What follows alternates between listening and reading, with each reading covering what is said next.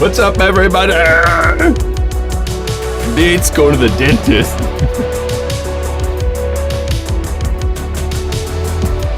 Here we are again. It's Thursday evening. Hope everybody's well. There was an action-packed paintball weekend last weekend. I assume some of you guys know. I mean, I assume that some of you guys would have watched World Cup this past weekend. And seems some of your old guys, old paintball player friends play paintball again. We're going to kind of like hang out in this chat room. I'll talk about World Cup. And I'm going to talk about more new products that have kind of come out. I'm going to mute that. Some more products that maybe we talked about last week, but now have more information on, like that dye DLS. I always want to say dye DSL. Yep, some more dye stuff, and just more information on all the new stuff that came out. And then we're gonna talk about World Cup and, like, you know, paintball winners and losers, I guess. Yep. CPP Saturday, let's go. I don't know what I'm gonna do this Saturday. Okay, I don't know. You know, I didn't actually watch, talking about NXL this weekend, I didn't actually watch the finals. I watched most of Friday. I actually watched all of Friday's matches. Watched, we'll say, most of Saturday, but didn't actually watch, didn't actually watch the finals on Sunday. So, what I've kind of done is we're gonna watch together, and the last, we'll say, point of the finals in the Pro Division. So it's Dynasty versus Damage, and we're gonna open that real quick, make sure that's going. So this is the last point of the tournament. I didn't watch it. I don't know. I just didn't watch it. I wasn't home. It didn't happen.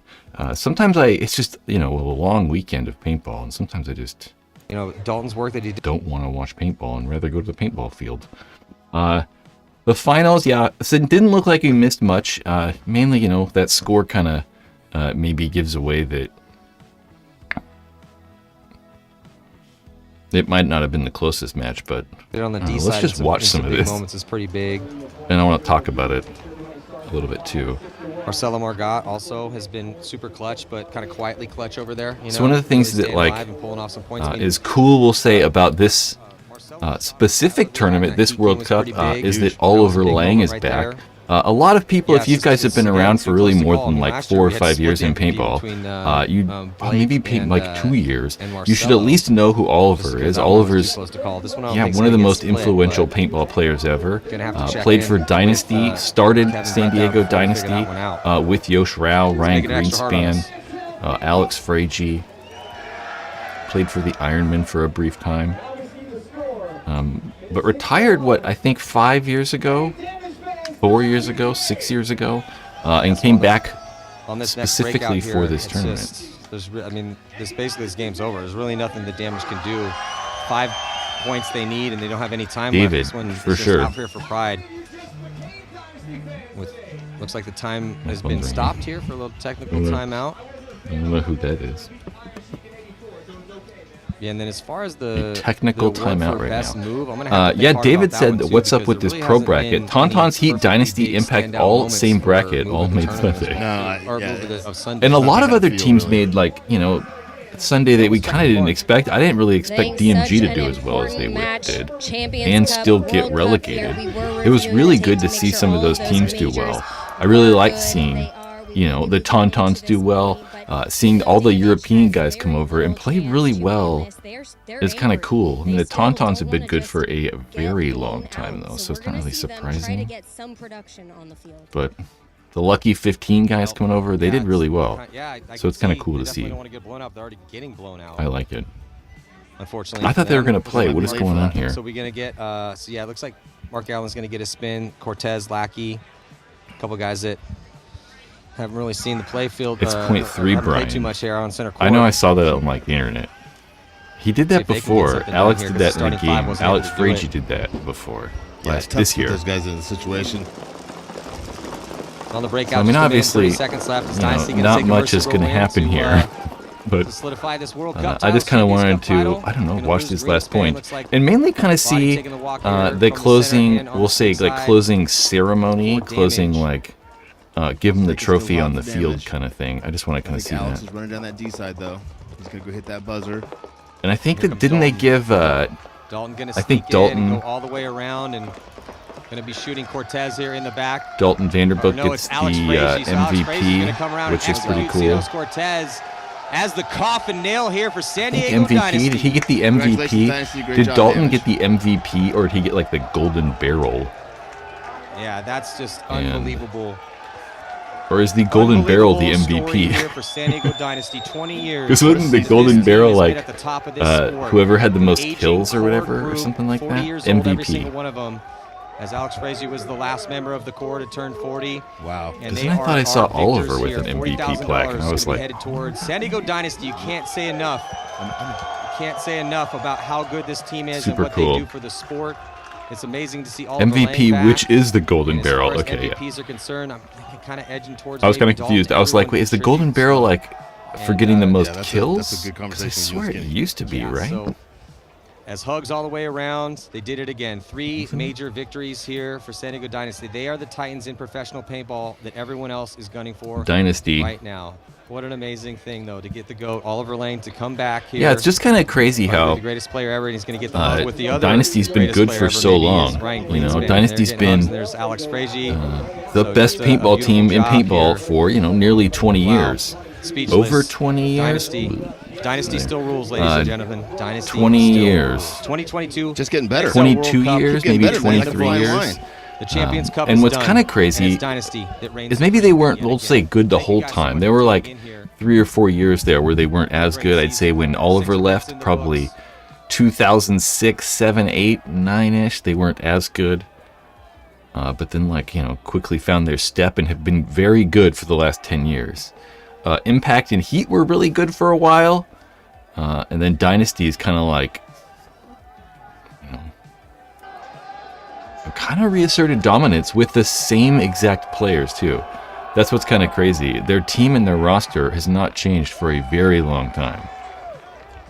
They hoist their core players, Brian Greenspan, Yosh Rao, Alex Frazier, Kyle Spica, those guys have been around. He gets the MVP. He's going to be taken home. Blake Yarbert, Marcelo Margot. Those guys have been on the team for like 10-ish years. I mean, Spica, you know, kind of been, you know, back and forth. But everyone's been around for a long time. I mean, man, you can't overstate the fact of him staying alive. So it's really interesting where the other teams change rosters. So he's going to get that check from Silver Bell. He's going to get a nice little bottle of bourbon.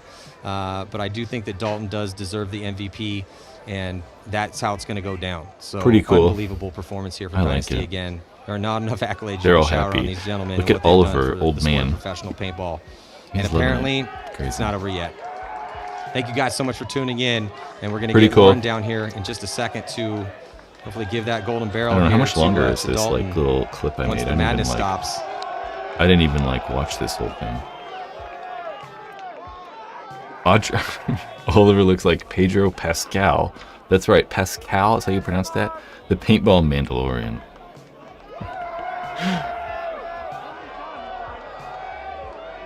What is happening here? So it looks like Ryan Greenspan is giving away his harness. So this is Go Sports, GoSports.com. All of their content, I stole it off their website. So if you guys, you know, you actually want to watch this game in entirety, or maybe, support paintball next year, 2023, you can go to GoSports.com and, pay, I think, what is it, $11 a month or something like that? To help support your paintball community and actually get a really good webcast. I might have to say, this year was probably the highest quality webcast I think I've ever seen. They don't have stats like I'd like still, Very good camera work. The website worked very well. It's much faster. There's now a Roku app and like an Android app and an iPad, Apple, iOS, Mac OS, maybe not Mac OS, iOS apps that all work very, very well. So I really like that they're like upgraded the quality for this one for sure. Now we get to watch everybody like give Oliver love. They're like, oh my God, you're the greatest. Jeez. So one thing, Oliver Lang, a lot of people have like a lot of affinity for Oliver because they all grew up and we all kind of grew up watching Dynasty win and Dynasty play paintball and, you know, win tournaments. But I don't know. I don't really have that feeling for any paintball players. I think that I was a little bit later to playing maybe. I have that like feeling toward like skateboarding people and stuff like that more because I was a little younger. Let's hear this. I want to listen to this. This is kind of what I wanted to hear.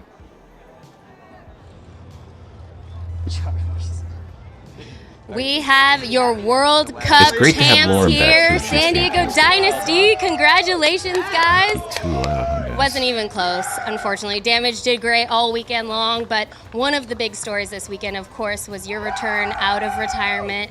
Oliver, talk to me a little bit about your weekend coming here, being back with your brothers, and going all the way. I mean, this to roster's win. gnarly, dude. Like, it's It was crazy. easy.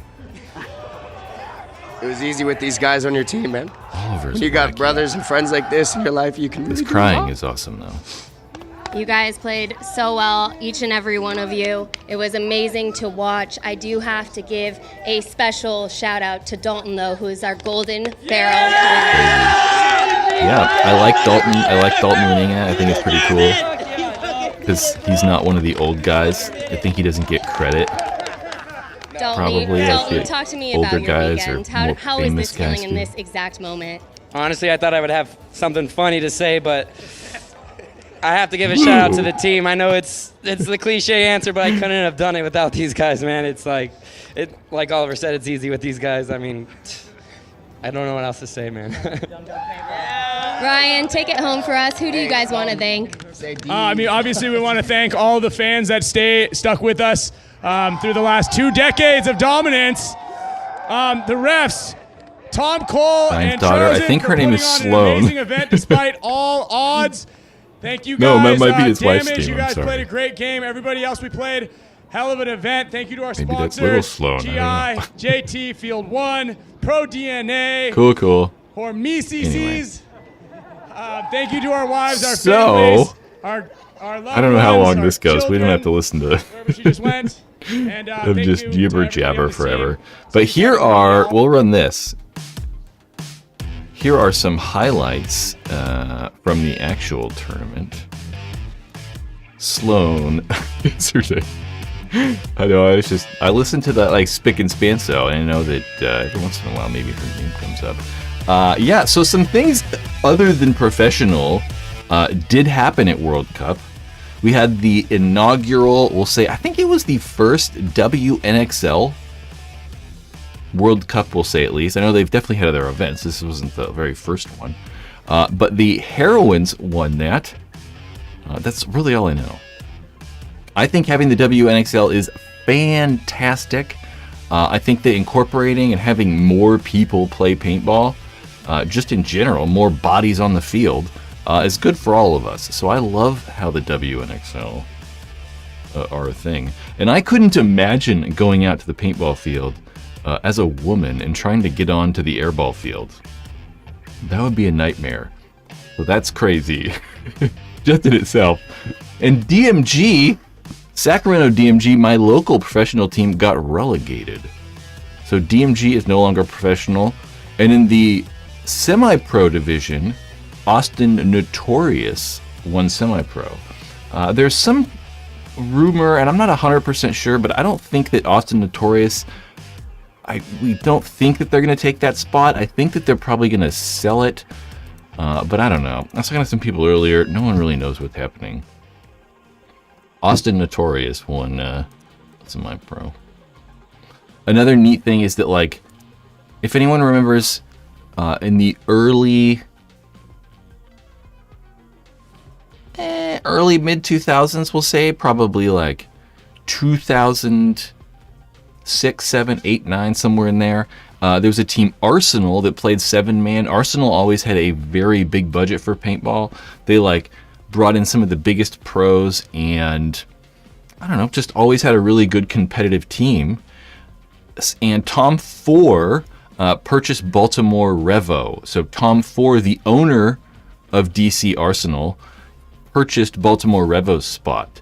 I think that's good. I think that I'm not sure if Tom Four is going to spend as much money as he used to, but I think it'd be great if he did. I think that one of the things that I've always talked about is that we've had like 2 or 3 big spending teams. Maybe we have like Russian Legion, who spend a lot of money, Houston Heat, Impact. Maybe you could put X Factor in there. I'm probably missing a team, but there's those few teams that spend a lot of money. So I think that having Tom Four, a guy who has been around paintball, so he knows what he's getting into, and a guy who's spent money on players in the past, I think is a good thing. Yeah, World Cup. I think it was a success. One of the problems they had was that like tropical storm that came in and the airport shut down. So they had to cram some days together. They canceled the All-Star game. But I think overall, at least from the outside, without looking at everyone complaining on the internet, it looks like cutting off that day, it worked out even. So it's good to see the NXL kind of like step up and just do a good job, you know. Not that they haven't in the past, but yep. That's World Cup stuff. Cowboys. Old Soul, what is up?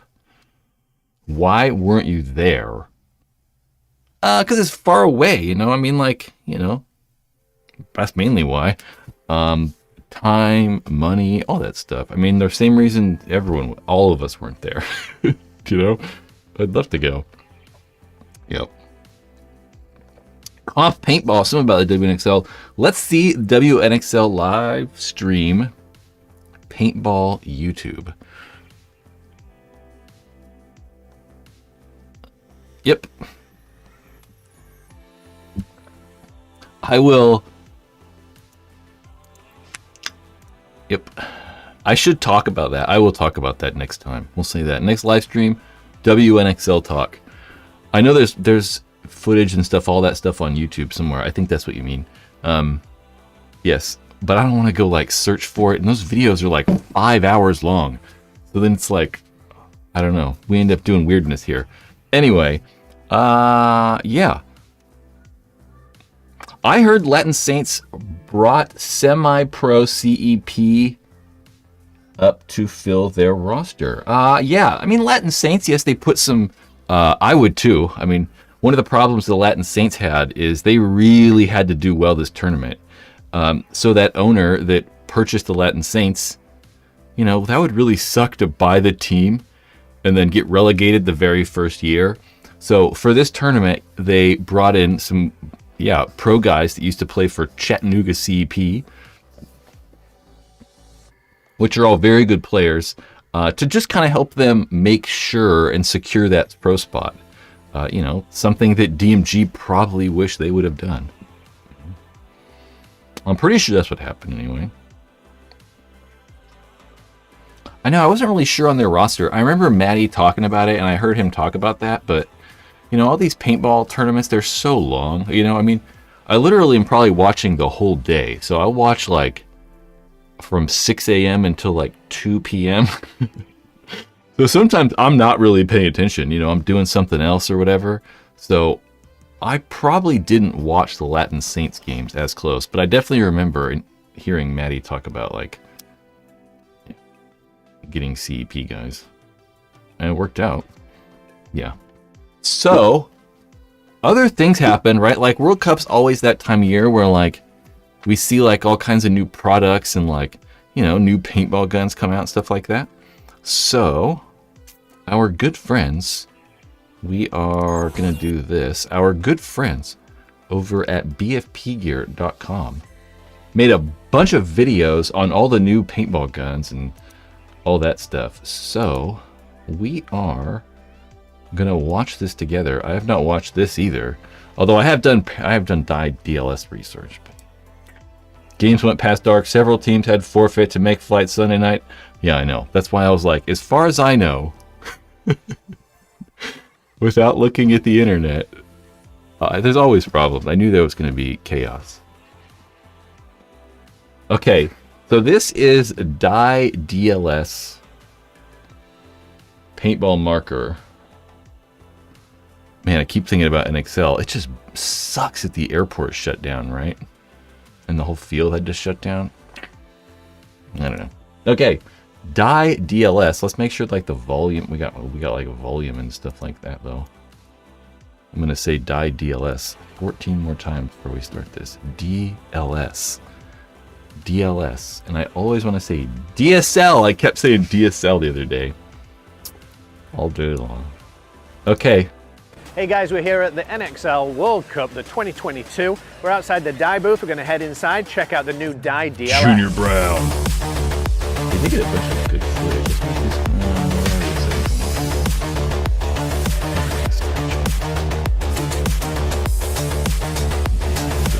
Hey guys, we got Billy Wing. If anybody's going to tell us the things that we need to know about this marker, it's definitely Billy. So I'm going to pass it over. He's going to go over all the features and all the history on this gun.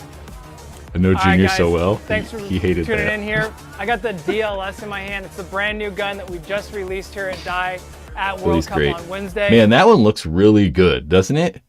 That one looks really cool. I had a DM12, I think. A DM12 that was this color. Yeah, really like this color. We're really excited about it. The response has been phenomenal.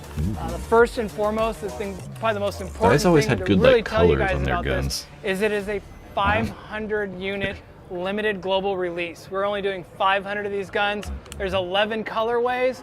Here at the booth, we've already sold out of 5 of the colorways. So they're very limited, and I think they'll be very sought after very soon. Performance-wise, the hot spots on the performance, which are what really matters to the players, is this gun is incredibly gentle on paint, yet we still deliver amazing efficiency, off-the-chart efficiency. We've done that with a completely brand new and unique bolt system. This bolt system, this gun does have some history. It's not because, even though it's brand new. And if anyone out there is familiar with I haven't lurker, obviously haven't held one of these yet. I mean, maybe not obviously, but I haven't held one of these things. And it definitely looks like it looks a little bit shorter, right? It looks like the length about the DSR, not the same length as like the M3. a company, Maybe not Ryan, shorter, but Ryan used to run Lurker. In about 2014, he started showcasing a gun called the Paragon. This is that gun. He was never able to get it to market, but this is it. He reached out to us. We partnered with him. This is his baby. We're very, very proud to bring it to him. What's really unique about this gun in this bolt kit, it is the first gun ever on the market where the bolt and the valve were completely independent from each other. Yes, Billy Wing played for the Ironman. Billy Wing is like paintball legend. God. At one point in the bolt cycle, Nate's a mod. I made Nate a mod. He doesn't know who Billy Wing is. Moving forward, You're gonna get a lashing at the paintball field. The ball, while the valve is already Not like a tongue lashing. Like we're gonna actually like lash you. backwards to close. What makes this so important is it allows us to tune the paint handling and the bolt cycle separate from the valve opening and closing, so we can have a very soft, smooth. See, that's a weird thing. Like that's a weird thing that I have to like. Forward speed, but we can still keep the spool valve moving very, very quickly and being very responsive. I mentioned off the chart efficiency. We are seeing over a case of paint off a 77 cubic inch tank on this gun. That's what I'm curious about. I mean, so you can shoot over 2,000 shots on a 77. So that's definitely something that I want to try. I don't really want to have to buy a case of paint, you know, but like, I don't know. We got enough. I probably have enough reball where we can I can just shoot a bunch of reball. Again, probably, I think it's safe to say best on the market, off the chart efficiency. Another key feature about the gun is simplicity. Man, it does look good. I like the body quite a bit. There are only 5 dynamic O-rings in this gun, so it is very easy to keep operating. It's very simple to service. We've taken it a step further with this. The spool solenoid no longer exists. The solenoid, in a traditional sense, is not there. We use the pilot and drive the bolt kit. Super exciting. Directly. So again, less O-rings, less moving parts to fail. DLS very seems robust, awesome. Very Why rugged, would they simple do a design. limited run? Going back I to have the a history theory of this on gun, that talking we'll talk about about. the Paragon and Lurker, it's really important for me to mention it because just as a true paintball nerd, He's going to run the gauntlet. that's what made this project so special for us. And if you get online, you start looking up some legacy photos, I want to point out the cosmetics of the gun. And you'll notice if you look online, it really captures the soul of the original design. And that was important to us because this is a true collaboration, and a lot of those people, I know a lot of people are kind of like on and off about the volume on this video. I can't make it very much louder. I think you're going to love it. Everyone else here at the event has already said they love it. I know that people are kind of on and off. A couple of questions that we've been getting on with like the triggers on this thing. You know, that like Edge 2 trigger or whatever. I actually like it though. Social media. Is there going to be a mechanical frame that fits on it? And what's the operating? Yeah, Dye does hold the trademark. Dye purchased the patent on this bolt. Because this is a limited release. Well, the trademark's, weird. They held the patent. They bought the patent about a year and a half ago. Extra add-ons and stuff. So nothing planned at this time. Operating pressure is about 125, which is the same as the DSR and the M3. So it has an incredibly smooth shot. People seem to equate air pressure with the smoothness I really like shot. the DSR, so. That's not necessarily the case. It's because we have the bolt and the valve moving in opposite directions. You have those 2 masses in there that are canceling out any kind of recoil or barrel run. Right. Sweet, guys.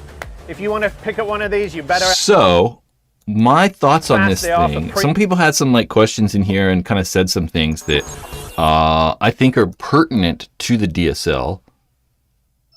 DLS. See, I did it. I was like, that's wrong. Someday I'll get it. Okay. DLS. I would have bought a DLS if it didn't have a stupid eye pipe. Relevant. We'll get to that. DLS seems awesome. Why would they do a limited run? They do hold, or did Dye hold the trademark on the bolt? It's also relevant. My guess on limited run because they are sharing profits with Paragon owner. So my theory is that what they're doing right now is just kind of testing stuff. And I think that they're not really sure what to do. So Dye has probably been thinking about doing this for like 3-ish years, 4-ish years, but they finally got underway about 1.5 years ago. So 1.5 years ago, they purchased the patent from Lurker Paintball. So Dye does hold the patent on the Paragon engine, or like Paragon core, or whatever they're calling that. And my theory is that they weren't really probably able to get a full production gun ready in time, right? Like a full brand new gun. So they're going to put this engine in the gun to maybe do like, we'll say, in the field. What's the word I'm looking for? They're going to put this engine or this bolt system in this 500 limited edition gun to kind of field test the bolt. I don't know what I'm looking for. To kind of like field test or test the bolt in customers' hands to see if they can like make it even better. So I'd assume that the next gun we'll see, I would think that next year, beta testing, that works, Brian. That works probably better than field testing, beta testing. Sure. Yeah, so they're letting people kind of like get a trial run with this stuff so that when the new gun comes out, say they'll release the Paragon 2 or whatever they're going to call it, and that would have this same exact bolt system, but maybe be the departure from the old die stuff that I want to see, right? Like, I really wished that this gun was more like the DSR. I feel like the DSR is a detachment from die, right? Like, if you hold like an M3 in your hand in the DSR, they're just kind of different, right? Mainly because they've been designed by two different people. So I hope that the designer, John, who designed the DSR, can maybe like have more of a hands-on with the new Paragon. The Paragon 2, I think. Yeah. That's what I think. I don't know. Jordan. I think it's actually sort of an incentive for Ryan to join Die, bring his IP over. Ryan, that's the name I was looking for. So there's kind of two people behind this, right? There's Ryan that was from Lurker. So he actually designed this bolt 6-7 years ago that he was going to come out with the Lurker Paragon, his own paintball gun. But it didn't work out, and it's really hard to manufacture these things. So he sells the patent to Die, and then John, who works at Die, and him kind of teamed up to bring us the DLS. So what I hope is they work for another year, and then we see the like final creation they've created. I don't know. Who knows? But yeah. I was kind of thinking about this. Die's sort of done this before. They also had the DMC, the Die Matrix Carbon or something like that, but I couldn't really remember why they released that or when they released that. I think that they released the DMC at a very odd time and only released it in a very small quantity, and it was kind of like the precursor or like a sneak peek at the next version of the Die gun. And this might be kind of like that, as a sneak peek at like the newest version of the crazy Die gun. Because kind of like I said last time, I'd really like to see more like competition with Die between Planet Eclipse and whatever. Because Planet Eclipse is so dominant. Die Matrix Composite, there you go. The Planet Eclipse stuff is they're so dominant at this point. They really do need like some sort of competition to just rattle their cages. I don't know. Yeah. Alex, maybe the Paragon core or some version of as the M4 and keep upgrading the DSR line. The DSR just shoots so well. Seems a Paragon core version of the new flagship would be the next thing. I don't know. Yeah, I mean, that's kind of what I think. Sorta, yeah. Yeah, in a roundabout way. The hype works, Old Soul says. Just hope it doesn't take 3 years to come out. Yeah. Someone we were talking about the DSR. Die is also... Die's got some other stuff they came out with. Die released... I forgot the complete name of it. Hold on a second. The Die DSR plus Ironman Pro upgrade kit. This bad boy right there. Whoop. Switched it real quick. We're good. The Die DSR upgrade kit. So this kind of is 3 things you're getting sort of in there. Let's go back to this. So this kit will work in the DSR and DSR Plus. It's a couple things. So you get some internal bolt pieces. The top row pretty much is going to be those internal bolt pieces, except for, that plastic piece. I'm not even sure what that plastic thing is. Anyway, and then below that, on that far left side, the one close to my head, is the new spool spring, and there's a what is that thing called? I forget what that red piece is called. What is that red piece he called? I actually wrote it down because I wanted to make sure I knew. Isolator plate. And all of those pieces are going to increase air efficiency and increase consistency. Weirdly, Billy Wing says it will increase consistency by like 40-ish to 30%. And that's a massive improvement in consistency. And you're going to see increased air efficiency by, I believe they said 20%. All welcome things for the DSR. The DSR, even though it shoots well, is not the most consistent, not the most air efficient gun. So a lot of DSR owners are going to be very happy with this. And on the very left, right there above that BFP Gear logo, is the new spool for the solenoid. But that spool will only work in the DSR Plus. All of those other parts will work in the DSR. The things are selling for a mixed bag. We're not really sure. They're either going to be $80 or $90. Yeah. The Dye DSR Plus Ironman Pro upgrade kit. Nope. The Dye DSR Plus Pro Ironman upgrade kit. The Dye DSR Plus Ironman Pro upgrade kit. It's not too exciting. I mean, most people it's totally irrelevant to unless you have a DSR, but that's another thing to see Dye doing, you know, that I like, right? I mean, for a very long time, Dye seemed kind of stagnant. That solenoid adapter, there you go. Because I know those two pins. We'll switch back to that.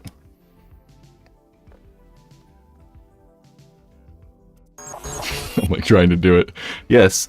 And they also made the solenoid removable without tools. So you can see there are two little silver pins that are identical. Those are like new solenoid posts. And then someone in the chat there, Oh Ghost, said that thing, that plastic thing in the top left is the new solenoid adapter. That's what that plastic thing is. Yep.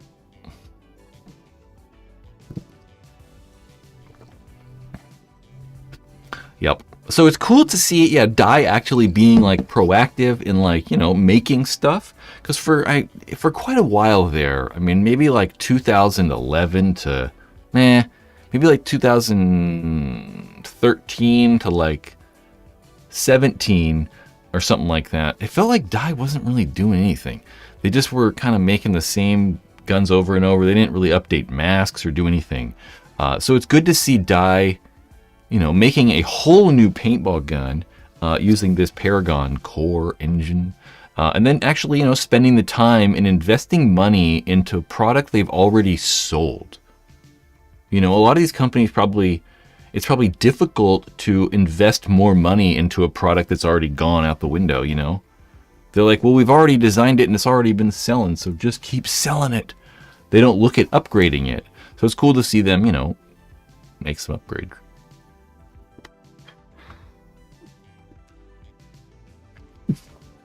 Yeah.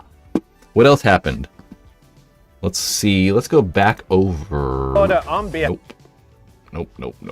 No. One of the things that I actually am kind of interested about is the.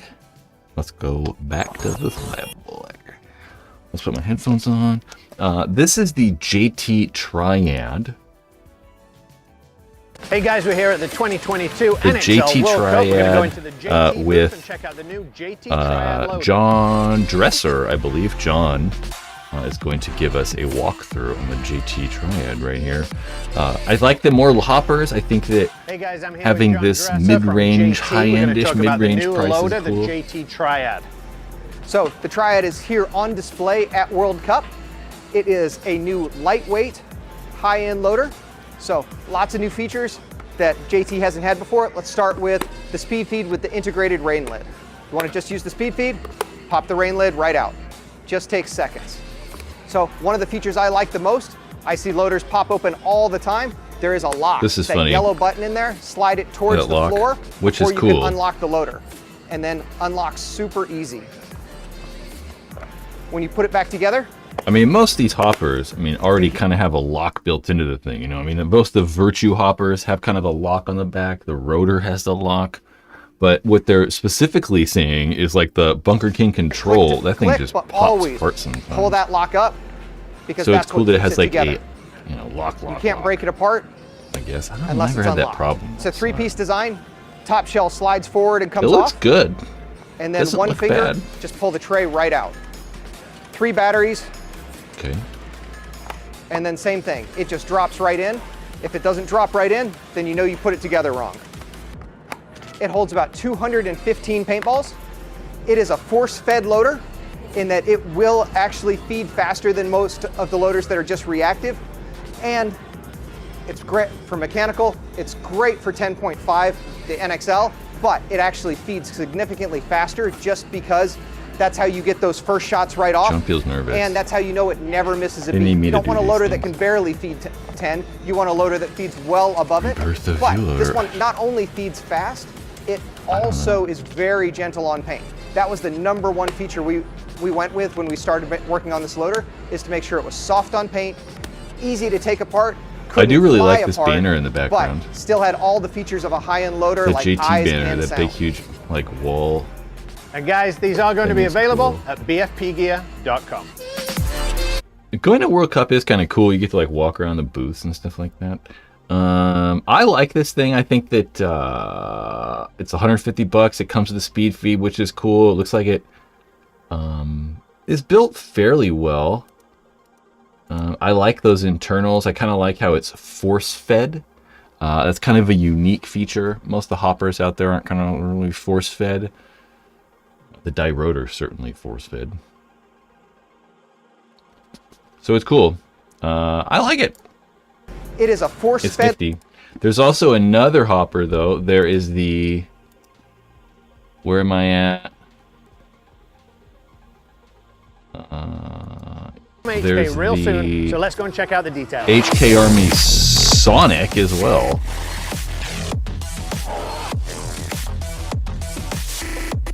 I don't know. Let's talk about what do you guys actually. Did I totally close that window? I don't know.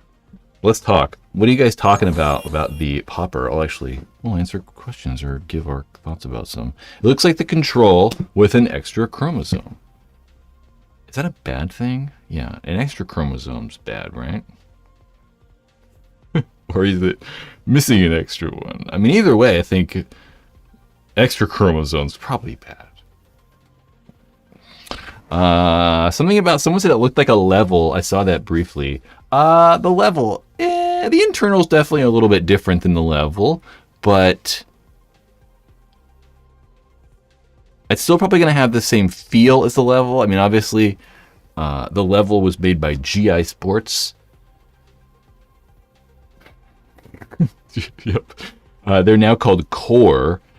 Core also owns JT, so the level, and the Triad are going to be made by the same company. So it's probably going to be likely they're going to feel the same. It's not necessarily bad. I kind of liked the shells on the level. I liked how they were like a little bit softer. Nope, we've not talked about the Spire 4. Or Spire 5, I'm sorry. Let's talk about the Spire 5. So Virtue Paintball, king of the hoppers, released this thing, the Virtue Spire.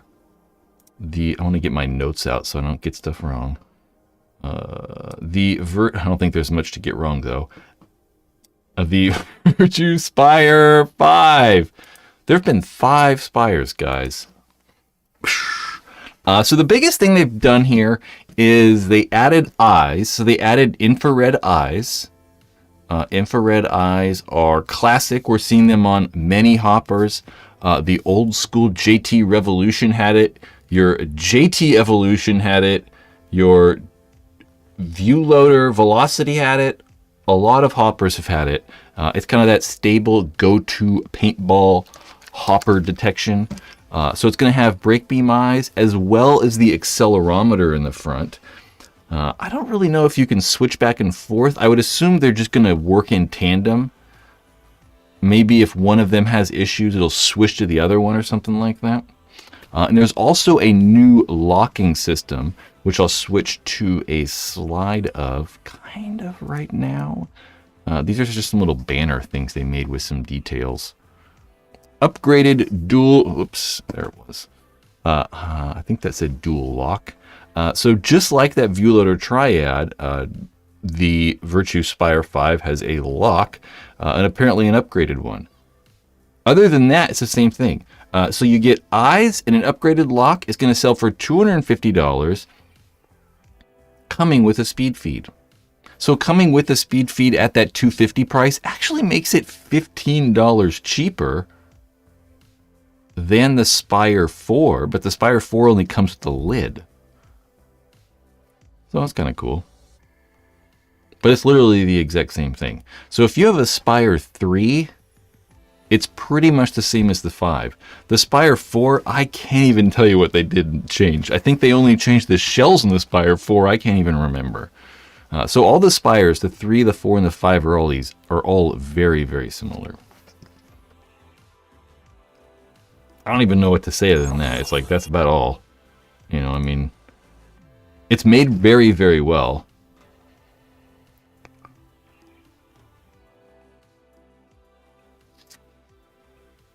Yep. Oh, so Ghost said Spire 5 locking system is similar to the Spire 1.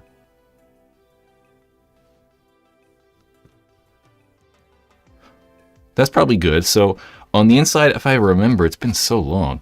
On the inside of the original Spire, you had to... No, so on the current Spire... Oh, my hopper. I don't know if my hopper or my bag. I don't know. On the current Spire, you just push the button and the hopper pops up. On the... I do this so much, I can't even remember what the back of the hoppers are like. And on the original Spire, you had to push it up, and then you could push it in. But, yeah. So you gotta kind of like push it up, then push it in. And if you slid it down, the button just won't push in. So it's kind of a slide up lock mechanism, we'll say. I'm trying to think of another hopper that's like that. I don't know. I remember when we got the die rotor, and I was reading the manual, and it's like, just push this button in. It didn't, like, it took me like 20 minutes to figure out how to open the hopper. It was crazy. Yep. Spire 5s, again, it's good to see, at least, Virtue's upgrading stuff, but it's really not all that much different. I don't know really what they would change, though. That's kind of the problem. It's so good. They've made a product kind of so good. There's really maybe not that much reason to change. Yep. Okay. So this is... Let's watch this HK Army stuff. So this is going to have HK Army's new... Did I just see ZGX? I thought it was just GX. It looks like it's ZGX. And the Sonic. I like the Sonic. I think I like the Sonic more than the Triad. I like leaning to this camera to whisper, but then the microphone's further away. Does it really work? Yeah. This one's way louder. Hey guys, so I'm here at the HK Army booth. I'm with Josh. They have 2 new products to show here at the World Cup. The Sonic Loader and the new harness. So I'm going to hand it over to Josh, let him talk about that for you. What up guys, Josh Howe with HK Army. Today I want to show you our new ZGX4 harness.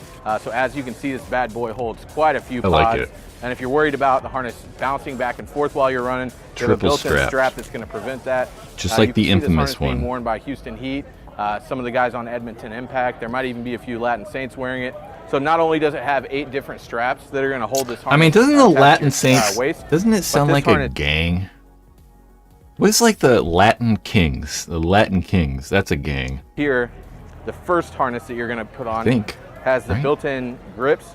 And on top of that, this belt is going to be woven into the harness itself. So you're going to be pulling the harness both ways. It's not just attached to the side of the harness and going to be, on there loose. So we have a common thing. The initial strap that goes on. There's a follow-up strap that's going to pull it tighter. The third strap that goes over that one, and these are all weaving back and forth. But last, there's the tension belt on the back, which is also going to attach to the belt of the harness, making those pods they're not going anywhere, no matter how many pods you have in your harness. So next up, we're going to talk about the Sonic Loader. This is kind of a re-engineered speed loader. It's based off the same platform. It's got the built-in spring ramp. Ah, I see. I can understand now. I thought so. On the bottom. It's only but actually, that's wild. Wait a minute. I have pictures of this thing, and it does not have that same paddle in there. I would have noticed that. I don't know. It's got the built-in spring ramp, which you can see there. It's got the power button on the bottom. It only uses one 9-volt, not 2 this time, so it's not going to be super heavy. So if you're worried about the feed neck, one it's going to 9-volt's use the same cool plastic as the TFX3 is made out of. And I can't really tell you of anybody that's ever broken a TFX3 loader. So we got that going as well. Holds 200 balls. Unlike the speed loader, this is completely toolless. It's a 3-piece loader. You've got your top. I like this thing. Your ramp, and then your bottom. Awesome. Thank you guys. Really like it. I really like the Sonic. All about the Sonic. I mean, you know, being designed on the HK, the HK Speed, the HK Speed Loader is what he called it. Oh, how about we go HK Army?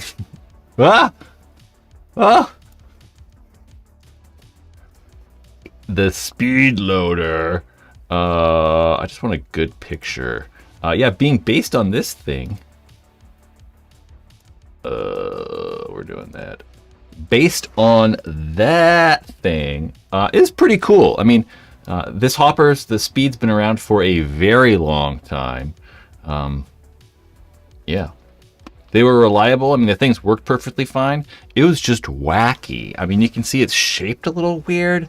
I mean, it was designed to have this, like, nose on it and all kinds of stuff. So, yeah.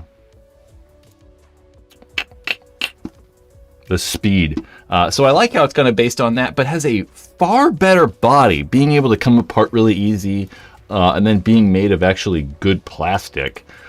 Unlike that Speed, it's kind of cool. And it's, I think they're what, 90 bucks? 100 bucks? I forget. Something like that. So it's a very competitively priced. What are we getting demonetized for? What happened? Something always happened. None of these live streams are monetized, so I don't know. I don't make money anyway off this. Every video I make is demonetized. It's becoming interesting. I'd say that much. We might have to get these channel memberships rolling. I hear you on 9-volt. 9-volt is yeah, I don't like it. Oh, by gun stuff popping up really fast. I mean, seriously though. I mean, these videos really, though, are all demonetized. Guns aside, it doesn't really matter, so, yeah. What was I saying? 9 volts. Yeah, it does suck 9 volts. I don't really know why they do a 9 volt over the AA's. I imagine that, like, maybe the capacitor and the boards, or it's just cheaper, maybe, to make the electronics with 9 volts. I'm not entirely sure. I don't know. 250. What's 250? There's no way that's 250. Maybe it's $250 for the harness and something. I forgot. Anyway. Yep. I loved my Draxus Pulse, but it didn't take long for the feed neck to break, and so many other people had their feed necks break on them quickly. Yeah, that was just a problem with back in the day. You know, I mean, one of the problems back in the day was, yeah, feed necks breaking on stuff. I never owned a Pulse. It was kind of cool how, like, the whole, like, tray thing would slide out the back. That might have been one of the first, you know, hoppers that you could, like, disassemble really easy. It's possible, I don't know. My Iggy was never not cracked. Yeah, seriously, you buy the thing and, like, you put the battery cover on, you're like, shit, the whole thing's cracked up the side. I hated those things. I mean, did I own an Evolution, an egg?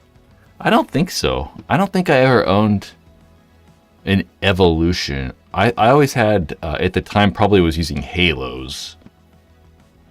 And then I owned a Velocity for like 10 minutes, but the thing never worked. It was terrible. What else we got going on? We talked about the JT Triad, HK stuff. The new Freak barrels, but we already like kind of talked about that last weekend. I don't know. What else we got? Oh. Hopefully I will have some of this stuff pretty soon. We're going to try to like, I'm going to try to like hammer down when I'm supposed to get, or when I can get like a lot of the new stuff. Hopefully pretty soon. Yeah. Spire 5. Spire 5. What about it? They were clueless back then. Using PC for shells is like insane. Polycarbonate? I assume that's what PC is, right? Polycarbonate. Right? I don't know. I'm just guessing. I don't know why. It is kind of wild, right? Because even like, I mean, I know why they did it sometimes. You know, because, you know, even this hopper, like the Revolution, this Revolution, or not this specific one, but this hopper design came out. The lighting in here is not ever good for showing stuff, really. This Revolution came out, you know, 25 years ago, and it's made with, the original ones were made with extremely, super chat, but my computer did something crazy. I think it like went to dark mode. Exact same time. Custom gear for a custom lifestyle with a $5 super chat. I appreciate this so much. Like I said, these videos get demonetized, guys, so it's hard to make money. I appreciate it. It keeps it going. There's another one with Porter. Porter, $5. I appreciate it, especially when you leave a comment. I'd leave a comment, because then I'll like ask. I'll actually read it, and you know, I mean, if you want me to. I don't know. This great content was demonetized. Thanks, Brad, for what you do. It's only been a recent thing with live streams being demonetized. I appreciate it. The last 3 I've done, 4 of them I've done are. Sometimes we can get a review, but a lot of the times you can't get a review. Remember, guys, Nate's always trying to get me to like pump my merch. $10, Nate. I appreciate it, dude. If anyone wants to like, you know, get something for their money, unlike these kind gentlemen who are just giving it away, paintballruinedmylife.com or pbrml.shop is where you can find a lot of stuff. You can get all kinds of paintball things in there. Right there. I'm trying to do this like through a monitor, through a thing. All kinds of Paintball Ruin My Life merch. There's headbands in there. That's easily the most popular one. The all over print headband with Paintball Ruin My Life logo. Ooh, that's the. Ooh, what's going on? I can't see because I'm covering up my head. That is a different headband, but that's just showing, I guess, the tag on it. Yep, Paintball Ruined My Life. That's me modeling. PaintballRuinedMyLife.com or pbrml.shop. Those headbands are $30 and they ship for free. They're $30 and they ship for free. That's a good deal. We actually get something for your money. I go on tangents about supporting paintball companies and how they're, you know, supporting everyone. Anyways. What was I talking about before Nate derailed me? Hoppers. Yeah. Polycarbonate. Yeah, I don't know why they didn't make more hoppers out of the original, like, JT material. Just this, like, I don't want to call it nylon. Maybe it is nylon. Is it nylon? I think these are nylon. They should have made more hoppers out of nylon. One of the reasons they didn't, though, or they made more of those polycarbonate or those weird, crappy shelled hoppers, was to make them colored and cool looking. You know, I mean, it's one of the easy ways to make a clear hopper and, you know, just make it polycarbonate, so. Nick Sloviak. Sir, you're awesome, dude. I appreciate it very much. We saw you earlier. I saw you in the background. We saw you in the background of a video. You were at the dye booth. Thank you, sir. Can you give feedback on my question? Question master. Are you calling me master? I don't know where your question's at. It's a big long one. I think I caught it. Sure. I'm just getting into paintball and bought my first mask, Bunker King Command. I really like those. Those are good. There's some pretty good deals out there right now. If you use promo code...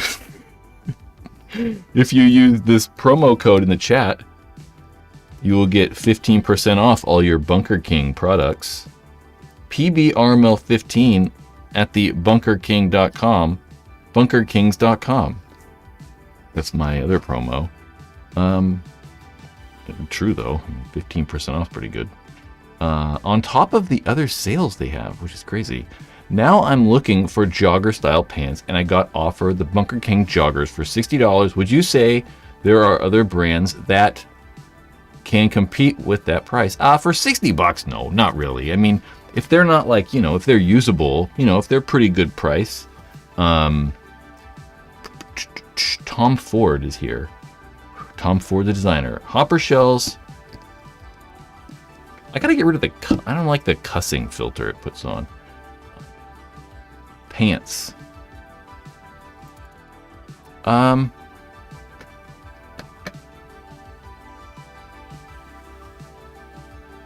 Kismet. I don't know. I'm getting distracted. Pants. If they're in good condition, I mean, $60 is, you know, yeah, I'd buy them for $60. I mean, it can't be bad. So if they're like, you know, a good deal, you know, I wouldn't buy them if they're, you know, got holes and stuff in them. But there's probably nothing out there for $60 that's going to be better. Yeah. Go for it. If they fit, if you know they're going to fit you and stuff, go for it. Tom Ford said, shell hoppers were thermo-setting plastic. Shell hoppers. So like, I kind of find that stuff interesting. I really find like manufacturing kind of interesting.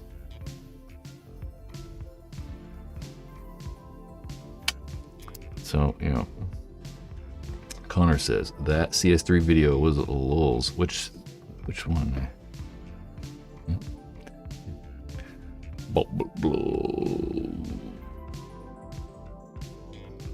Okay. What was I talking about? There was something else I wanted to talk about. Let's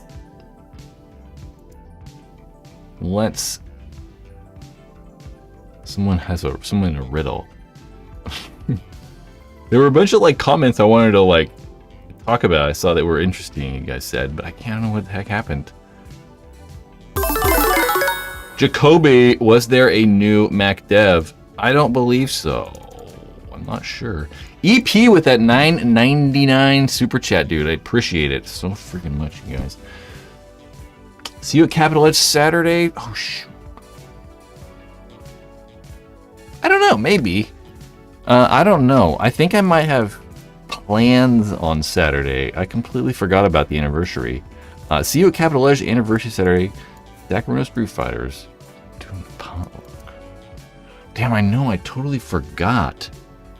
Damn it. I wanted to go. I've never been to the Capital Edge Anniversary. This is... on me. I've never been to the Capital Edge Anniversary. The Capital Edge is a paintball field that you guys seen literally almost every video where there's gameplay or there's me shooting a paintball guns at Capital Edge. They've been open for like 13 years or something like that. I've never gone. I've always had work on Saturdays, and like the past couple years, I have not had work on Saturdays. I just haven't gone yet.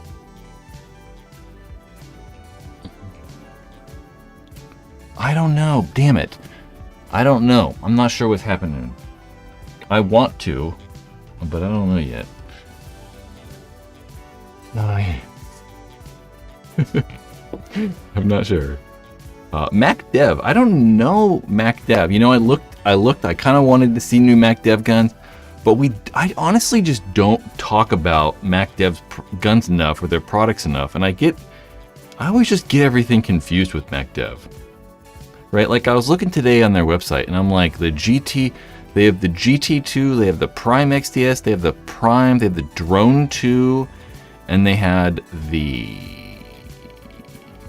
like clone Infinity Drive. Like, that's too many things. Did the GT2 just come out? Like, I don't even know. I honestly couldn't even tell you. I don't even know. Some of this stuff is so hard to like keep track of from some of these companies. It's just insane. Like today, I tried to find out who like the MVP was for the NXL. For some reason, the NXL and Go Sports, the two people who cover the NXL, didn't even talk about any of that stuff. It's like, what is happening? I don't know. Very confused. NXL didn't post like anything on their website until like 2 days ago about the tournament. It was very weird. Anyway. What is going on here? Would you recommend upgrading my EMEX trigger? I don't know. I mean, if you want to, I don't know though. Like, I didn't. And mine's perfectly fine. I have no desire to change my trigger. I think that it depends, right? I think that for me, I can shoot fast enough. I am perfectly fine shooting like 6 balls, 5 balls a second. Yeah. So for me, it doesn't really matter if I can shoot, an extra 2 or 3. I'm perfectly fine with the gun being completely stock. It doesn't really matter. But, at the same time, at one point in my paintball career, I would have had all the cool stuff for the EMAC and would have loved upgrading it. So I think it just matters, who you are. I think that the EMAC has a lot of very good, inexpensive upgrades that you can do that actually improve the gun, right? Like maybe getting that pops on off or upgrading the trigger. So if you want to, go for it. I don't think that it's definitely not bad. Yeah, and there's so many triggers to buy too. There's a lot of companies making a lot of them. I think that the infamous one was the one that I had on mine, and that's the one that worked for me. They're all kind of the same thing though. Joel Hayward with a $4.99 super chat. I appreciate that so much. The Empire 6 Fund. Someday I will have a Empire 6. I don't know why I looked at my phone. Just because it's there, I got my phone's there, so I got to look at it. That's just how these things go. Empire 6 Fund. Also, what do you think about the new Nova N1 and N3? What do I think about the Nova? I don't quite understand. Someone sent me a comment on YouTube on one of the live streams that was like, you need to give the Nova a chance. And I was like, I don't know. I don't think I'm going to do that. The Nova. I just don't get it. I just don't understand. I don't get it. So, for those who are unfamiliar, the Nova, let's go to the Nova website. Let's go find the Nova. I gotta turn my monitor on. I turn it off. Oh gosh.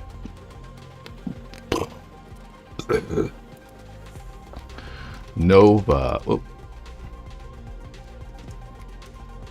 Golly.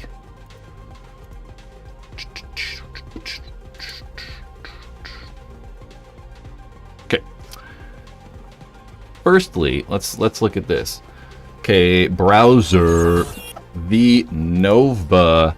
Okay, the Nova, Nova Paintball, whatever. So their description of their main homepage is Since the inception over 25 years ago, the Supernova has proven to be one of the most revolutionary paintball markers in existence. So, I don't think that's true. Most people of you probably don't even know what the Nova is, you know? Like, I mean, if you played paintball 25 years ago, you might know, but I don't know. So that's what it is. I mean, that is what the Nova is. The Nova, you know, 20 years ago, I might have been able to tell you a lot about the Nova. It is not one of those times. So this is a paintball gun, yeah, designed 30 years ago, that somebody, you know, probably purchased a patent for, or maybe the patent expired. I don't think the patent expired. Purchased the patent for, and they're remaking. I don't really understand, you know, the Nova. Yeah, this gun, or here's the Nova N3. So the N1's probably that mechanical, or is the 3 is the mechanical version. God, look at this thing.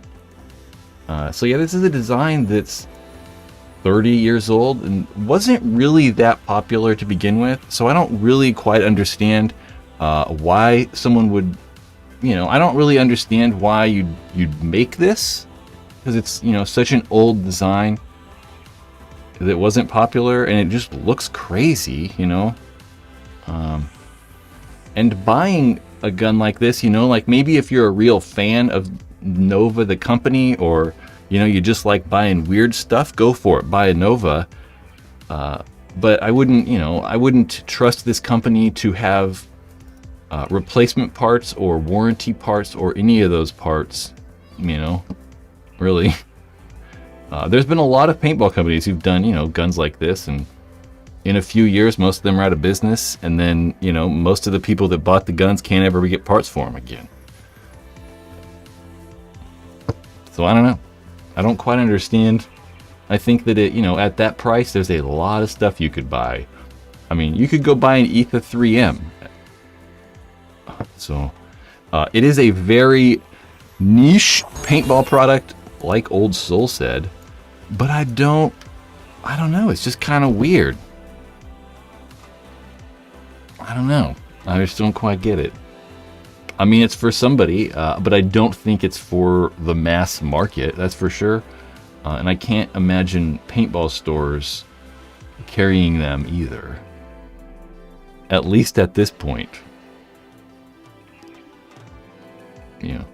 It just looks old. It looks like a paintball gun that was, you know, made in 2006 or 4 or something like that. It really reminds me of the... Oops. Oh gosh. Oh, we're not even on this browser mode. It really reminds me of this thing. You know, it has the same, like, jive. You know, it's like the same, like, kind of like... I don't know. It's got the same feel as a freestyle. It looks like it's the same, like, kind of quality materials that the freestyle was made out of. And, I don't know. Wasn't a fan of the freestyle, so... trying to be nice to the freaking whatever, the Nova. You know, it's so funny. Like, when the Nova was out, it was, like, such a crazy looking paintball gun. Like, it was so cool. It was the only thing that was, like, you know, barrel shaped. So like, it was like so weird shaped, you know. It's such a unique shaped paintball gun. The barrel moves back and forth, and like they got these wacky barrel inserts. It's a very unique gun. I thought you guys were looking at it still. The Nova. It looks neat, right? I mean, one of the things that I don't like really is that there's no foregrip. You know, I think over time, we've found out that having a foregrip on the front is really kind of cool. You know, the auto mags back in the day had no foregrip, and guys were, you know, putting foregrips on aftermarket. It's just really odd to hold it like, you know, the front like a carbine rifle or whatever. I don't know. It's kind of odd. Okay, there's my Nova piece. Frank the Spank. What I hated about Novas was when they came out, people compared them to Automags. That sounds right. I mean, especially back then, it's just because it looked like a mag. You know, it's like, it's a tube. They've got to be the same thing. You know? Old soul. There you go. Only because it was the only single tube marker. Yeah. Yeah, for sure. I mean, we still kind of have that problem, you know? I mean, all the guns relatively look the same. You know, you look at like a MacDev gun and a Planet Eclipse gun and a Die gun and like whatever. They all pretty much look the same. You know, they're kind of all just tubes or whatever. Oh, I'm for sure it made mag people mad. Mag owners were proud owners. It was like Cockers versus Automag owners for quite a while there. And it was like, Cockers are more accurate, and everyone was like, no, they're not. Mags are just as accurate as Cockers are. Automags are more reliable. Good times. Yeah, most of the spool guns do look similar, and that, you know, it's kind of just how it's going to go. I mean, I think that that's one of the reasons, kind of like, you know, the LV2 was popular, and Planet Eclipse saw like the push with that LV series. It's just because it was so different. I mean, it's, you know, got a different bolt system. It's stacked tube. It's, you know, you can see that bolt moving around. So it's just kind of cool. I mean, it's just a little bit different. It's something different than another spool valve gun. Caw! Yeah! Mini mags. What'd someone say? Oh. Ooh, Tom K. A mag is my main rec marker. Love how Tom K designed it. Tom K is great. I mean, Tom K, we owe a lot to Tom K. Yeah, I don't know what. Tom K made a lot of stuff for paintball. My go-to marker every time is an EMEC. A completely stock EMEC that I think is actually bad. I think I actually need to get a new on-off or something. It just destroys my tank O-rings all the time. I don't know. I can't wait for Field 1's Poppet marker. Yeah, I'd love to see... Yeah, you and all of us. Really. Yeah, for sure. I mean, we've all, like literally everybody. I mean, everybody wants a G7R. I mean, there's like not anyone who's like, oh, that's stupid. Like, I mean, I guess there's somebody out there that, you know, doesn't want to see one, but I don't know. I think everyone does. One thing I just totally lost my train of thought. I saw an Automag. I was thinking about something and saw an Automag. G7R, yeah. I really want one. I mean, they've definitely been working on it for a long time. I owned the G6Rs for a very long time. I say very long time, a lot. Very long time. G6R, I probably owned 7 or 8, somewhere in there. Over the course of like 5 years or 4 years. I really liked the things. Man, not 7 or 8, maybe like 4. I bought one brand new.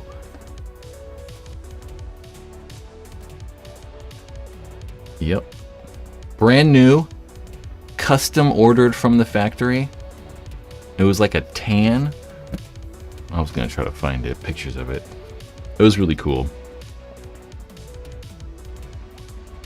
They said that wouldn't be the case. I don't know. Jordan, my prediction is that the G7R Intimidator won't have an LPR. I don't know. Maybe not. I mean, I'd imagine it would. I would think that it should. You know, one of the things that, like, historically it has, right? So if they were to maybe make a G7R, I think it should have an LPR. Because that's kind of one of the things that makes those guns unique, right? Is that they have an LPR and you can kind of tune them and tweak them a little bit more than you can the spool valve style guns. So it probably should have an LPR, but it would be really cool if they made like a different one, like an and not a G7R, maybe like $1,000 one that didn't have an LPR or something like that. That would be pretty cool. Inline pop it for the Force, Connor said. Them not doing it, right? Is that what he said? Yeah, I couldn't see. I mean, I don't think that...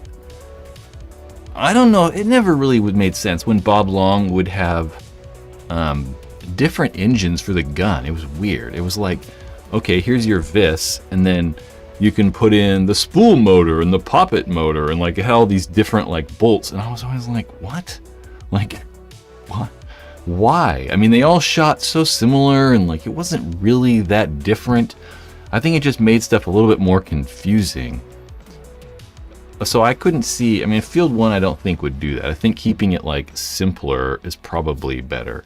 So yeah, coming out with like different bolt styles and stuff, it's just kind of weird. It's like, why, you know, like just make one good, make one really good, you know, not have one like kind of good and the other one, I don't know, it's weird. Yeah, it's just odd. I know John Chambers from Die. John also on Paintball Nation, always posting like under the name Irony something, has done some contract work with Field 1 and personally doesn't think poppets or any guns need LPRs. Yeah, I mean, they probably don't need it. I mean, yeah, I mean, they could, yeah, figure out a way to get rid of the LPR. I mean, you can like, you know, use springs or something for sure. But I just think that like, historically they've done it, so it kind of like follows the tradition of like, you know, their products.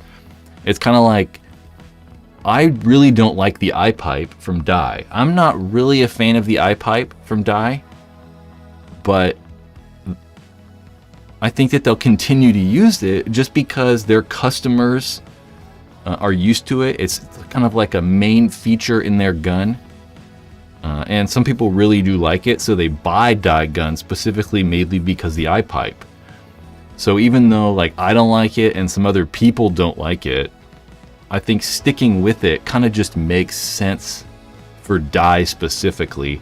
Kind of like sticking with the LPR on some of these guns kind of just makes sense for the specific guns.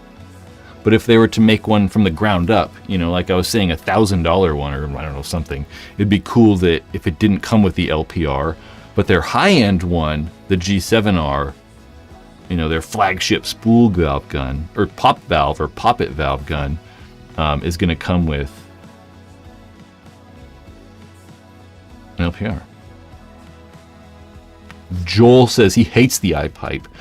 So do I. But, you know, I also was thinking about the other day, like, I dislike using the eye pipe from kind of a while ago. And I think that a lot of the newer guns, right, like say that DLS, the M3 Plus, the M3S, the DSR Plus, those guns are really easy on paint and they really don't break a lot of paint. So we're really not removing the eye pipe and messing with the eye pipe as much as we used to. You know, like I don't really ever clean my eyes on the gun. I don't really break paint ever. So we're not really messing with the eye pipe as much. It is plastic though and can break, and you know, there's good and bad things about all of them. Frank the Spank, the thing with LPRs are they are double-edged swords. You can fine-tune a gun with an LPR, but it confuses younger non-tech players, and they usually can't get their guns working again. Yep, 100%. I mean, yeah, a kabillion %. But at the same time, like, I don't know, you know, I 100% agree. 100 billion % agree. It's like, yeah, 100%. I mean, yeah. I mean, that's a problem with like anything that turns, right? I mean, you get people that are like, why'd you turn that? And they're like, I don't know. And it's like, because it turns. It's like, why'd you put an Allen wrench in there and just screw it all the way down? You're like, I don't know. It's like, why? What are you doing? So 100% people screw stuff up. But it's difficult, right? You were kind of like, it's like if you're buying like a $1,500 gun, it's like, you should know how to use it, right? You're buying the most expensive one. So if you screw it up, where it's like if you're buying like $150 one, maybe that one should be a little bit more like, foolproof. You shouldn't screw it up as easy. I don't know. I hear you though. I mean, I totally hear you completely. Yeah. One thing that's definitely happened though, especially with the Planet Eclipse guns, I gotta remember to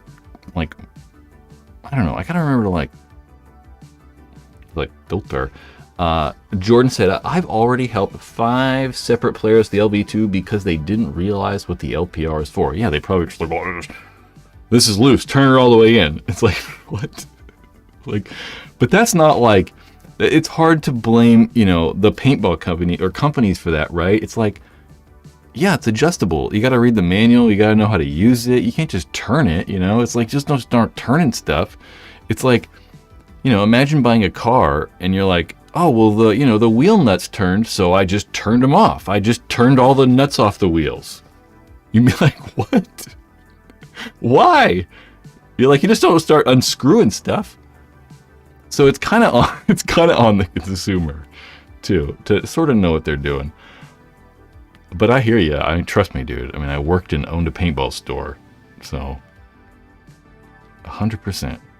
What I was gonna say is what's good about Planet Eclipse and Die is at least they tell you, right? You can be like, okay, you got to screw the screw all the way in, and then you back it out 2 turns, and that should be roughly correct, So at least you have like some sort of base starting point. Some of the companies don't tell you anything. And some of the older manuals didn't tell you anything either. It was just like, here you go. It was just like, you had to like just kind of wing it and like hope it worked out. So it's cool at least they're sort of giving you a starting point. But I'm with you. I mean, yeah. I don't know. But I don't think the answer is like not having LPRs. It's the same problem with velocity. People are screwing their velocity screws all the way in or, all the way out or I don't know. Old Soul, I love the dual reg classic Timmies. For sure. So if you don't mind the LPRs, even though the HPR is a chamber for mods, I remember gutting the high pressure regulator and then running an inline regulator, and didn't we put like volumizers and stuff on them? Yeah, for sure. Remember we put like the dually regs on like Alias bodies and 2K2 bodies? Dude, I had some cool ass intimidators back in the day. I had a Ripper. I unfortunately don't have pictures of this, but I had a classic Ripper Intimidator that was nickel plated. It was really cool. So it was nickel plated, so it kind of matched the nickel classic plate, the nickel plating on the volume on the dual regs. It was really cool. Anyway, it makes us, everyone sound old. Yeah, so I like LPRs, but I don't know. People are gonna mess stuff up no matter what kind of. I hear you though. Yeah. The classic Dragon. The Dragon Intimidators. I never owned a Dragon, but they were very, very cool, for sure.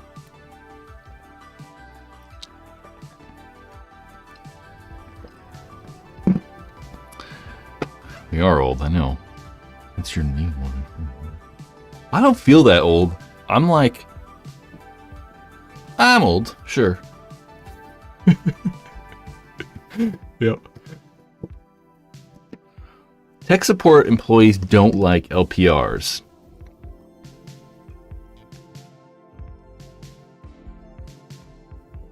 Yeah, for sure.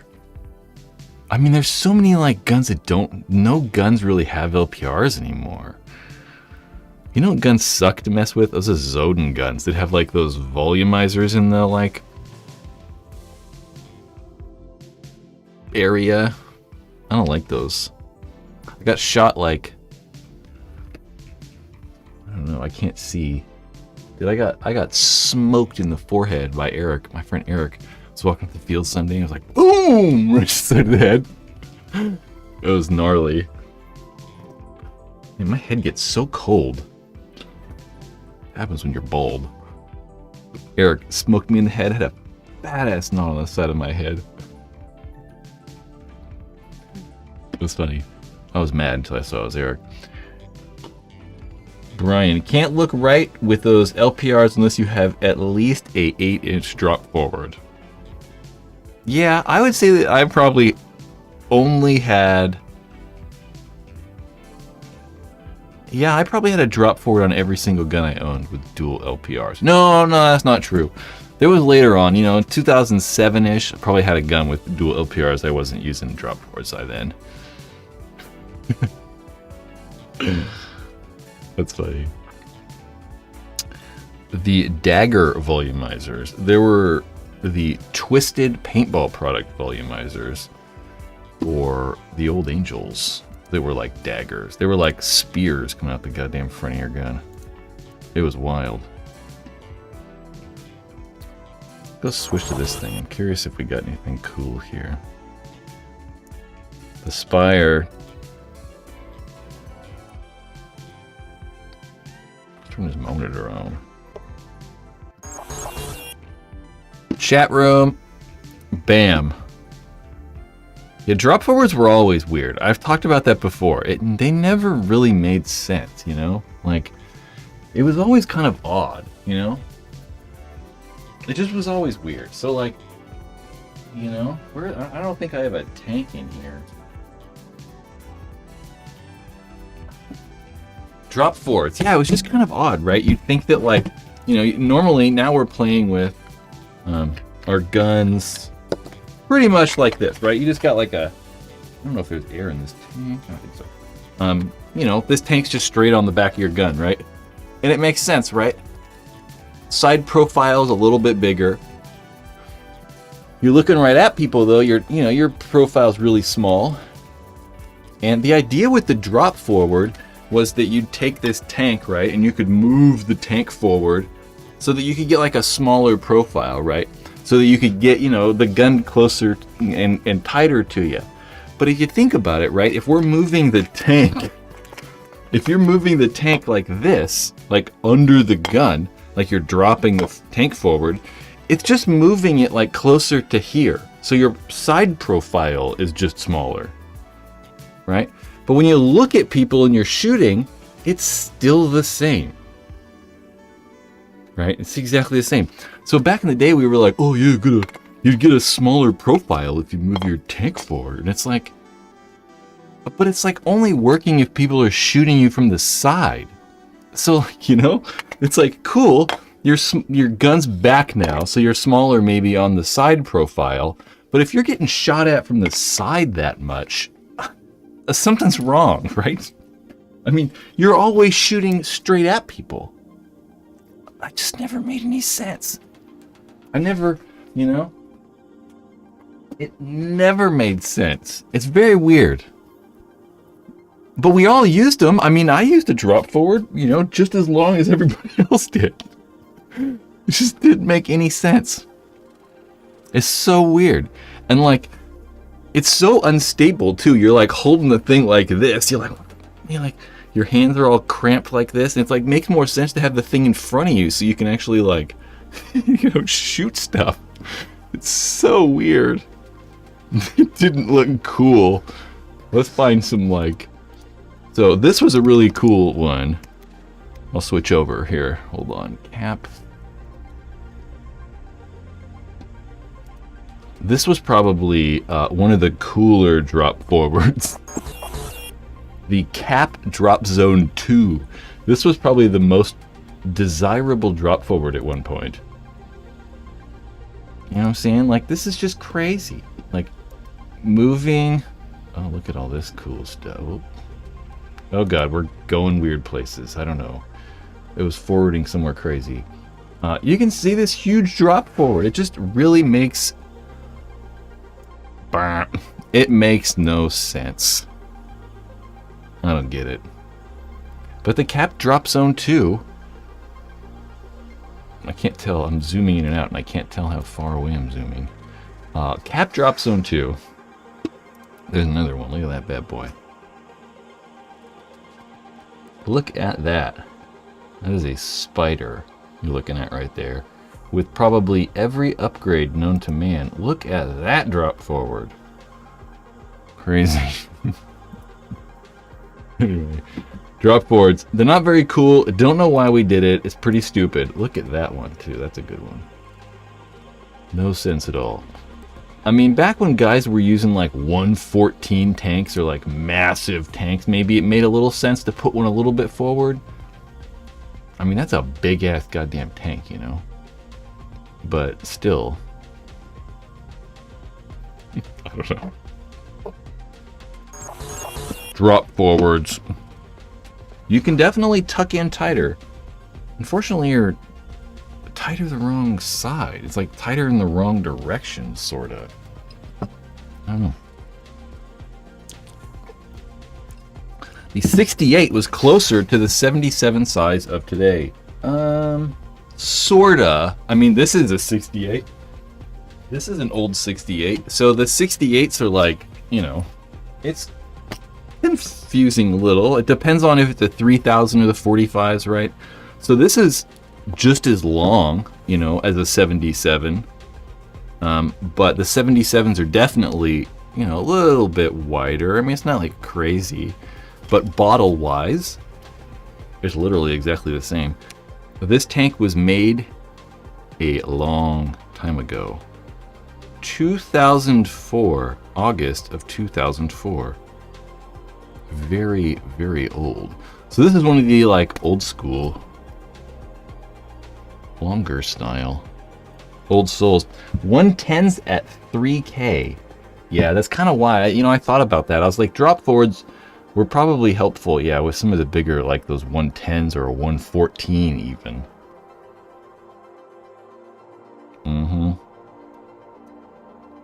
And they were definitely longer. They weren't as, like, bulgy as today's tank.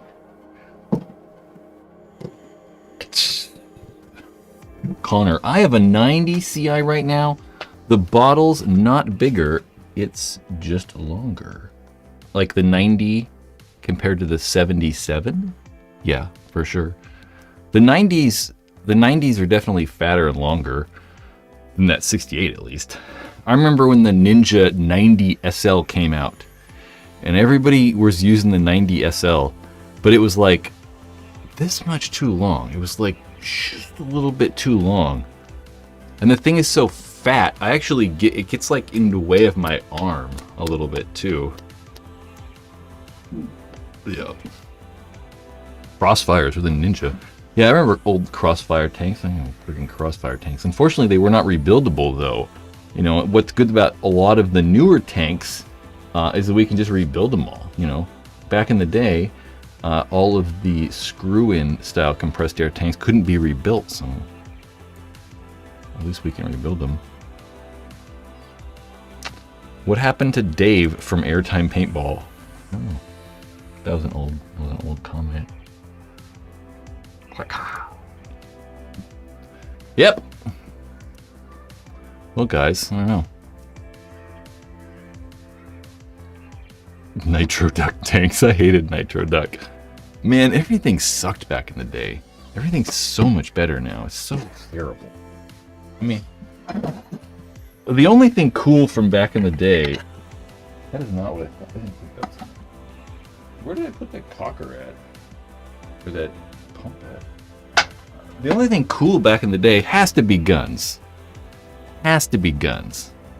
Yeah. I mean, all the tanks and hoppers and all that stuff sucked so much.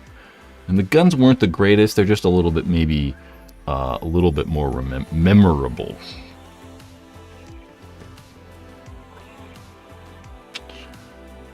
Connor, my 68 and 90 are the same size. My 90's longer.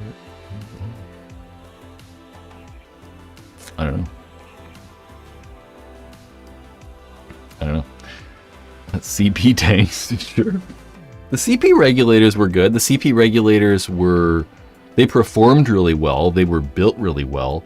They just had that stupid collar thing on top that would cross thread, and it was kind of annoying. They worked really well. Yeah. Was there a hog air tank company?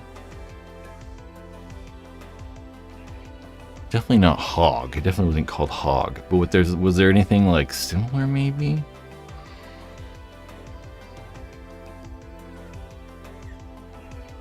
A Warthog? Air Hog? Air? I don't know. I'm not sure. Are pumps dead? Nah, I don't think so. I mean, I don't know. It is very odd, right? Like, I don't think pump is dead. I don't think playing pump certainly isn't dead, you know? I mean, there's plenty of people that play pump still, you know? There's lots of guys who are using, you know, all kinds of pump guns.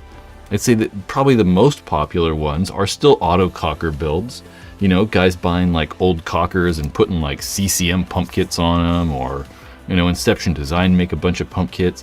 That's probably still the most popular way, but no one's really making or selling pumps, which is kind of an odd thing. I think that there's probably some sort of room for some pump that's good, you know, but there isn't really a good, like, $500. Like, you want to get a good pump gun? Go buy that one, you know? You kind of can't. So it is kind of weird. It's like, is it dead? Not really. But it's sort of just this, like, undergroundish, like, thing, we'll say. Tons of people are playing pump. I think maybe pump sort of got, like, maybe, like, co-opted by mechanical a little bit, maybe. I mean, maybe some of the pump players kind of started playing mechanical or whatever. Gutsy says, I have a T2 and love it. The T2 from CCM. Yeah, CCM for sure. I mean, CCM's fantastic. Fantastic. Excellent paintball guns. Whose lawsuit? Lawsuits is why Angels aren't back. I don't know. Which lawsuits? Yeah, I'm curious too. I don't know. I mean, the main reason Angel's not back is there's no money in paintball. Here's your real answer. Brian. So there is space in the market for a mid-end pump marker? I think so. I mean, for sure. I think that... I do. I mean, I think that the pump guns are inexpensive to make because they're not really complicated. I think that Empire really, I mean, should make the Empire Sniper again, but make it better. It's freaking awesome. It's on a black thing on the ground. I think that they should make that again. I mean, that was that, you know, 400 and I don't know what they sell for, like $419, I think was the last price or whatever. These, you know, we'll say auto-cocker-ish style pump guns. I think there's certainly room for it. I mean, this thing can't be that expensive to make, you know, it's not like got a bunch of electronic pieces in it, it's just all metal pieces.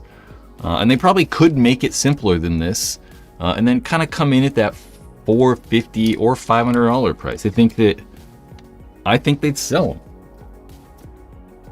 I don't know. I think they would.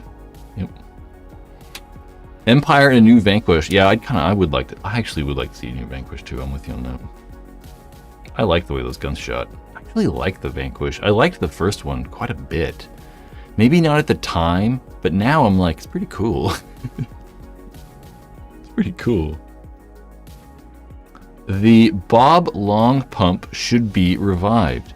I'm with you on that too. I think that was a part of the initial plan when Field 1 purchased Bob Long. They definitely had plans to release an MVP2, the Mark Victory Pump 2. They never did though. I mean, this was like years ago. There's pictures of it. I mean, let's see if I can find Field 1 MVP2. Whoops.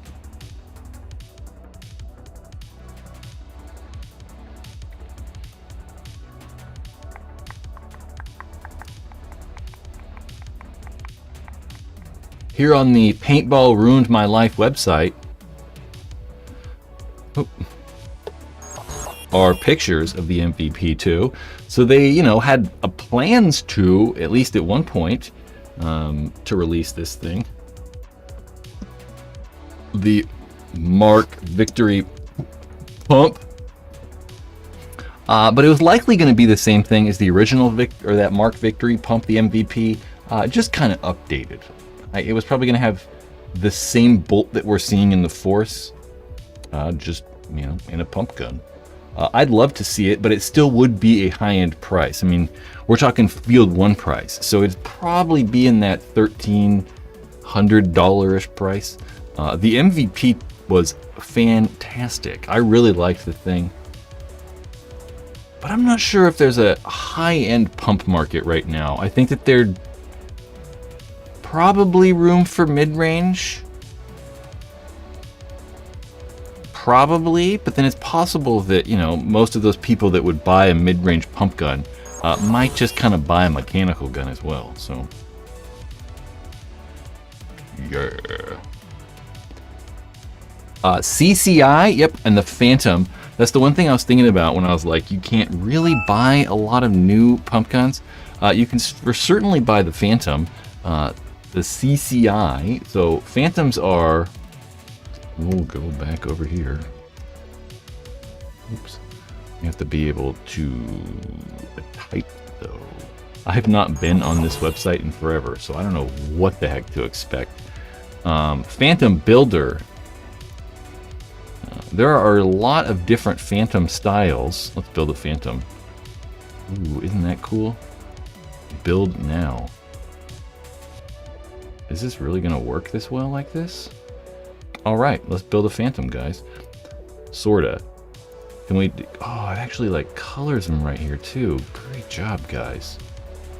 Alright, look at that. So this is two different versions of this thing. You can get stock class or open class.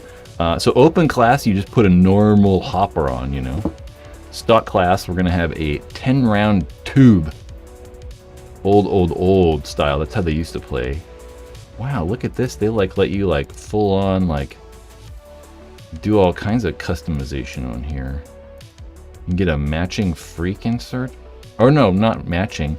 So they'll actually allow this stock barrel, they bore the back out so you can actually slide freak inserts into it. Pretty cool. There's probably some other companies out there still doing that to other barrels. So yeah, the Phantom, so that's definitely a brand new pump gun, kind of in that, you know, mid-range $400, $500 price that you can buy right now. Yeah, I'd probably run it stock class. I'd probably go like that. Probably not that color. But the Phantom's still not going to probably shoot as well as those cocker-based, those auto-cocker-based guns. But they are very small and it's very sleek. So they actually, there we go. So this, you can actually run 12-gram CO2 cartridges right there. And stock class. So this is literally your whole paintball gun right there. You don't have to put a hopper on it. There's no hopper. You don't gotta put a tank on the thing. Just 12 grams. That's probably how I'd do it. The Phantom. Cool. Complete marker guns. None of these are complete though. I was hoping to see like, oh, what's this? Kits, just, I don't know, rando thingies. This is a Nelson valve gun, I believe those are called. Yeah. I don't know, pump guns. Yeah, so it's not dead, but certainly like just in like a weird phase. I think because we've had, you know, electronic guns be popular forever. But now we've got this mechanical thing that's kind of like, you know, taking a little bit of the excitement away probably from those pump guns. Yup. Okay, what else we got? I don't know. That's all I got for you guys. Unless we got any, like, burning questions you gotta ask.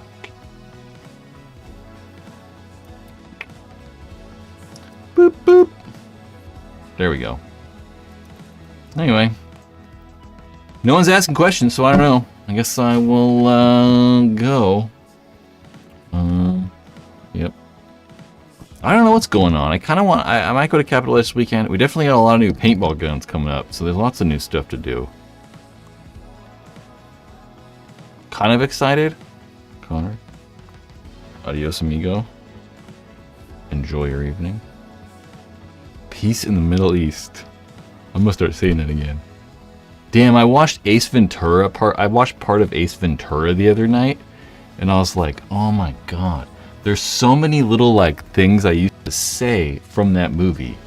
Like, remember whenever you used to go, do not go in there? And there were all these, like... There were so many funny things from Ace Ventura. Rex PB, the KPC Pump, the KPC Plus, those aren't actually bad. I would do that. Brian, I'm sorry, I totally missed that right there. I appreciate that $5, dude. Freaking awesome. It encourages me to do this. It helps me do this. We don't gotta get a regular job at the factory. Biggest problem with Pump today is that paint accuracy sucks. I don't know. Yeah? I mean, I don't know. I just always use cheap paint. I don't ever really try to shoot good paint, so I don't even know. I don't ever buy good stuff. I haven't shot good paint in 10 years. I know, it's like... I'm always like, what's the cheapest? Give me the stuff that's broken. I was like, you know, I'm always trying to save as much money as possible. So, I haven't really shot good paint in a long time. Yeah. But that can be a problem. Yeah.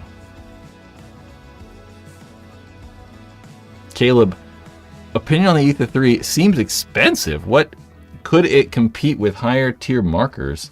Yeah, I think that the Ether 3 is fantastic. I mean, it's like one of the best paintball guns you can buy. I think it's just as air efficient, it's just as reliable, it's just as quiet. You know, it's just as good performance-wise as any gun ever made. For sure. The other guns might be nicer, you know, and have like some cooler features, but they're probably not like, you know, better per se. What is it, like $550? That's not bad. You know, it could be, you know, there's other guns that are $1,500. Justin, $5 dude, appreciate it. Brad, the saturation of high-end markers gives me flashbacks to early 2000s when companies put out more products than they could sell. I don't think we're that bad. It's not that bad. There's not even a lot of high-end guns, really. I mean, let's think back to like early 2000s. Let's go to like, let's think. We had like all the Intimidators. We had dye guns. We had shockers. We had, oh my gosh, I don't even know.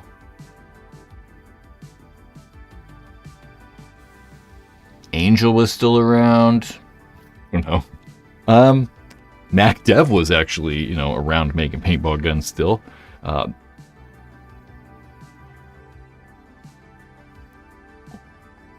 Yeah, I don't think it's like that. I think that companies definitely used to make more stuff than they could sell. I mean, Angel had that problem for quite a while. They made so many parts for their old guns that it was just crazy. Yeah. Yeah. Yeah, I don't think saturate is good. I mean, I think that, like, man, it's good to have options, though, right? I mean, obviously, too many options is bad. I think that if we had, like, you know, 10 good high-end guns, that would be too many for the size of paintball right now. But, I mean, you think that we have, like, Planet Eclipse, Dye, and Lux. Those are your two companies. I'm not missing anyone, right? Yep. Those are your two companies, really, that are making high-end guns. And they're all good. I mean, you really can't go wrong with any of those companies. They're all good. It's kind of just preference. And having 3 good options is good, right? I think, yeah. More is also good, though, because, you know, it makes it, competition is better. I don't know. I don't think it's too bad, though. I mean, now we have Dye making 500 guns, and they sold them all in like a week, I think. So it's like, I don't even know. They're definitely not making too many of those. I think they're all gone. Companies need to collaborate. You know, I think they do for the most part. Well, maybe not collaborate, but I definitely think that for the most part, everyone knows what's going on, right? Like, I bet that if you talk to people at Die, they probably knew Planet Eclipse has been coming out with the CS3 for a while, right? They've known for months, probably.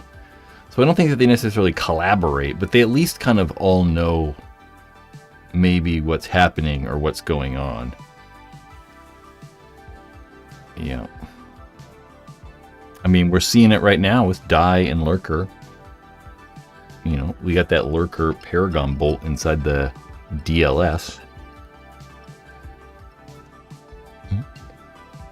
Ryan, I think there should be open source stuff. What do you mean? Like how? Like, what do you mean? Elaborate, if you will. We need Spider Cup events to make paintball great again. There kind of are. I mean, there aren't like, you know, I mean, Spider Cup's not a thing, but there's plenty of like, you know, one-off big things. But I really liked that too. I think that having like those one big off events was cool, but that's not, you know, it's still happening. I mean, we just had like, you know, Ion, big, huge Normandy, invasion of Normandy, you know, event just happened. There's still a lot of those big, huge, like, you know, things, really. Yeah. They're just not maybe focused around, you know, tournament paintball so much, which is good too, I think. Yeah. Brian, open source, basically a design that any company can make that is not patented. Well, I know what I know what open source means at least, but I don't. But what? You know, like, what?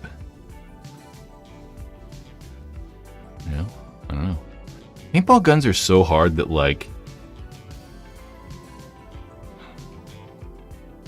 it's not easy. You know, I think that, like, at one point, I mean, you could open source software, right? I mean, that wouldn't be that hard. But, like, if Die just was like, hey, here's the plans to our bolt system, what are you going to do with it? You know? I mean, you have to own, like, a machine shop. You have to be able to, like, you know, it's like, I don't know. It's like, I don't know. I don't know. I mean, I don't think it's necessarily bad. I don't know. I feel like paintball is in the best place it's ever been in terms of collaboration. Basically, only Ninja has been pushing lawsuits in the last couple of years. Yeah, but, you know, I think in Ninja's case, I'd probably sue people too. So, you know, if I owned a business in paintball and there was, you know, it's a business too at some point, you know, so it's like they got to do kind of what's right for their business. And I think people kind of, you know, but like borrowed intellectual property or something like that. I don't really know, but I don't know.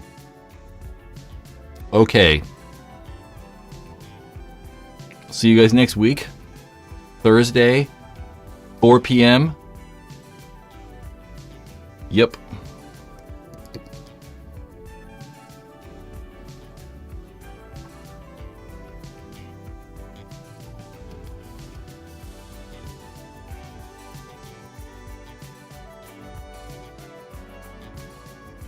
Lawsuits. People are talking. I'm reading comments real fast. HK is also getting sued. HK is getting sued by Disney. HK is getting sued by Disney. Ninja sued. Oh my god, it's so. I've forgotten now. But whoever left Powerhouse with Ninja. Somebody left Ninja to work at Powerhouse, or the guys that I don't even remember. Yeah. Got something to do with Powerhouse and like people working for Powerhouse or something like that. I don't really remember. Okay, you guys enjoy your evening. I'm gonna go, I don't know, probably make some food. Maybe go for a walk. Then I'm gonna go salute people outside. It sounds like a good idea. I'm gonna hit this end button.